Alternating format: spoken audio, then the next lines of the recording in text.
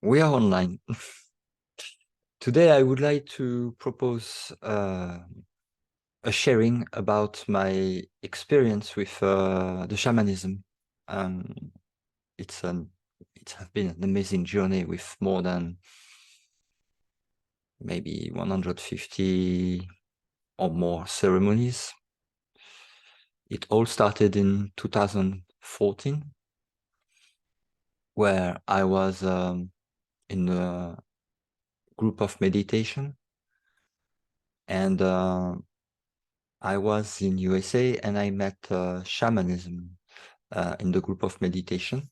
And I wanted to push the meditation far deeper, let's say, with the help of the medicine. So it started with ayahuasca and also mushroom ceremonies. And I didn't had the need to test other medicine because there was properly doing the job and don't need to anything else. So I started with ayahuasca and mushroom. For me, it's very, very similar. I have a preference for mushroom ceremonies. Just because it's very, very similar, and it's not about the medicine itself, it's about the intent, the music, the shaman, the whole stage and belief system that is around the ceremony that is going to be more influential than the medicine itself. So, but the medicine does its job. So at the beginning of my journey of experimenting ayahuasca and mushroom, I completely recognized that I didn't know anything about the world and about what was beyond the image of the world, let's say. And it has been different experiences, like visual experiences with third eye open, with a lot of fractals, multidimensionality experimented very vividly.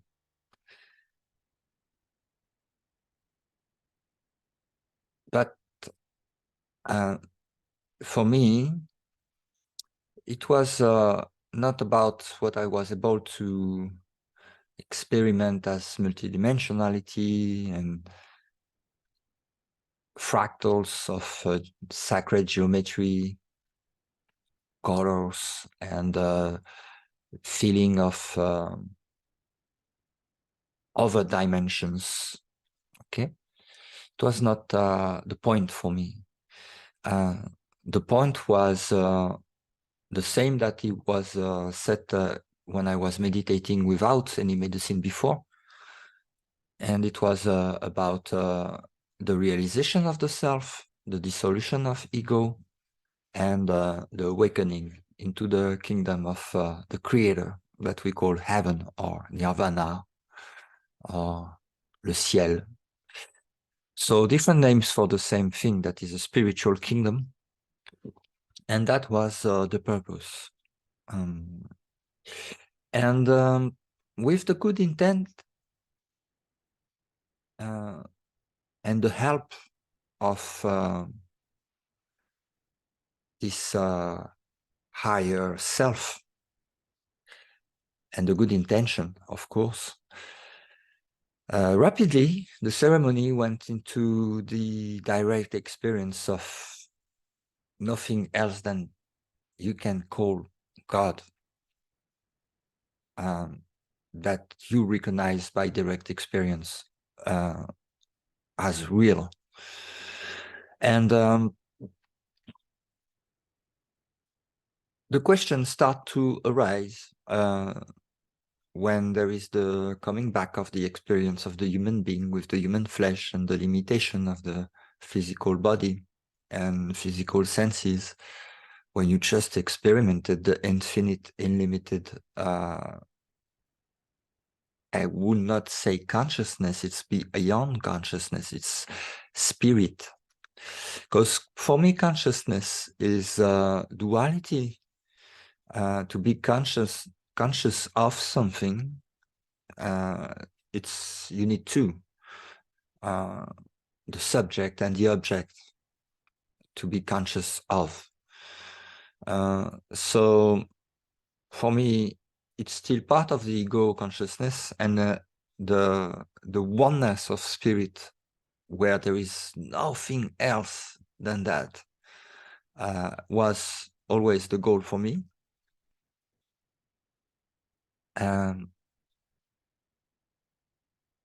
And one day it happened in 2017, the beginning of 2017, the experience of what we call samadhi, dissolution into this pure light of love. And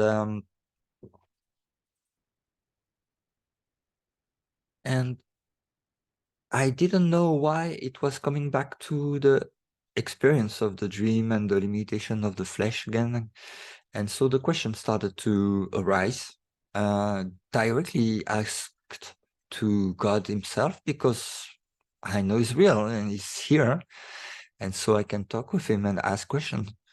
And so the question was coming from the limited character, of course, that was still believing that he's running the show, let's say. And the question was about why it is so difficult to stay in that state of pure spirit, and what it was needed to come back as the character and imitation of flesh and human life. And the answers, they came in the form of two books that I was not reading before. I was not influenced too much by any cultural things, even if I had a Catholic environment in my youth, but it never has been a dogma for me or a religion for me. So I was not influenced by lectures, and those two books came into my realm as answers for the question I was asking to God about the limitation of the experience of the physical body. And it's very, when you shift from the dreamland of the universe and flesh, body, time, space experience of perception of the physical senses and limited mind to the infinite oneness of God, it's the real questions comes. It's not the end of the journey, it's the beginning, but the real questions, they are coming and they are asked, and they are pointing to the resistance to the truth that we hold in our unconscious mind. So those two books was A Course in Miracle, and the second one was The Disappearance of the Universe by Gary Renard.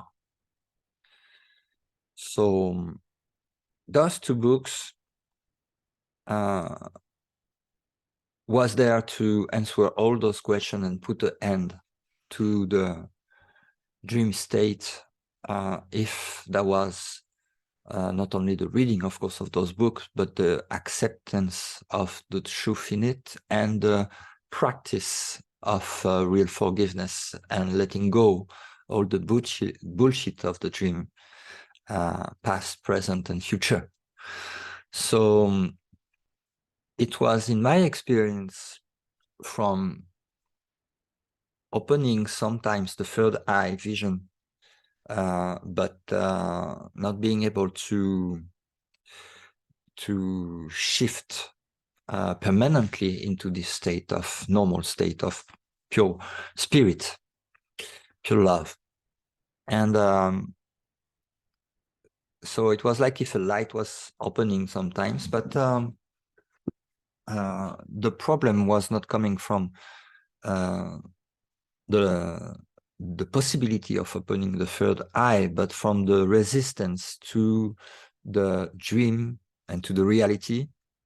And that's the opening of the crown. That is the complete let go of everything, of this world, completely. So it's the awakening, letting go of the dream. So this is my experience, and I saw many different shamans before I was conducting my own ceremonies, and I'd say that in the limitation of what the words can express in the limited fold of the dream, because now the truth is that there is only one shaman, and it appears when the character disappears, when it is put aside, when there is nothing left, the real shaman appear. And for me, there is only one shaman, it's God. So when I see in the dreamland my brothers and sisters that says, oh, I am this, I am that, I am this shaman, I am this practitioner,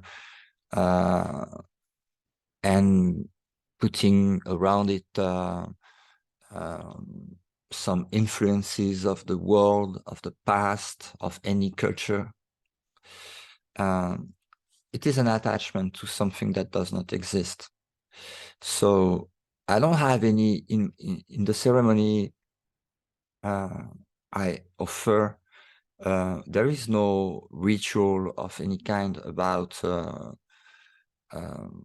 any culture on earth. It's all about silence, stillness, reality, that is love, oneness, and inside, not outside in the dreamland.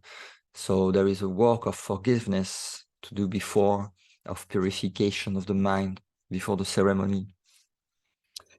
A good intent, a clear intent to set up before the ceremony. And of course, there is music that is very helpful during the ceremony. There is a playlist of music that I have since a long time, and it's wonderful. And it's not, it's almost all of them are mantras, and they don't speak about anything in this world. In my ceremonies, there is no Pachamama, there is no wind and fire, there is only the truth, only what is beyond all this veil of universe, Maya, matrix, whatever you want to call it. So that's the difference. It's very pure. One lesson also that is taught during those ceremonies is that the mushroom does not exist. That's also one lesson I received and I share. Everything that we use as magical tools in the dreamland of magical thoughts can be helpful, but at one moment they have to be let go, dropped off. And so they are not part of the reality. So it can help, and it can also be not necessary if you remove the belief that you gave to the images, that they have power now because of your belief on it. It can be done without any medicine. I take an example of what they are doing with placebo and nocebo. So it's all in the mind. So this image that you see, this character, this screen, this whole universe is all in your mind. So it's not something else, somewhere else. It's in your mind. So it can be seen without medicine, but the medicine was very useful in my path. And it's not about the medicine itself, it's about the intent that is behind the medicine. The medicine is a tool. The tool can be used for different reasons, different ways. So the intent is more important, letting go of all the bullshit, and there is a tremendous amount of bullshit on earth regarding the belief systems. It's tremendous, the number of things that we believe that are true, and they are not at all. So yeah, it's tremendous. So it can help, but it's a whole thing together. The intention, the good practitioner that is here to delete himself from the picture, to let what is revealed to itself during the ceremony, that we call a shaman, but that is nothing, just another character in the puppet show. So that is important. The medicine quality, the setting up of the place, the thing that is necessary is only to be quiet, safe, inside, and into the dark for the third eye is easier. No interaction, human interaction. Go inside and don't focus on anything else than inside. Close your eyes, go inside deep in your heart. And yeah, the good intention, the good music. And it's okay. It can help. So it's not necessary, but it can help. And I saw many people in my ceremonies. It's more than 1,000 people actually. So I know that it helps. It can just, well, it's not going to change the results because you are already what you are here and now, before the creation of the universe, midway, afterwards, nothing happened, no problem. So it's not going to change anything, but it can just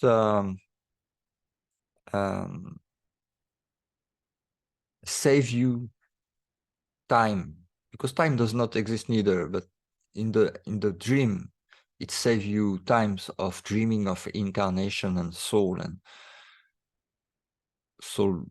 reincarnation that not exist neither, huh? It's just a dream. So you will see it by yourself. The truth doesn't move, so it's all the same. And yeah, it can help. So do not hesitate. If you want me to organize a ceremony for you, I can move to your place also, or you can come. You can visit the website ichoosepeace.love to know the next event we are preparing for the next ceremonies here in the south of Portugal. Et voilà, voilà. Je vous souhaite à tous et à tous une excellente journée. I wish you a wonderful day, and I see you soon. Ciao, ciao.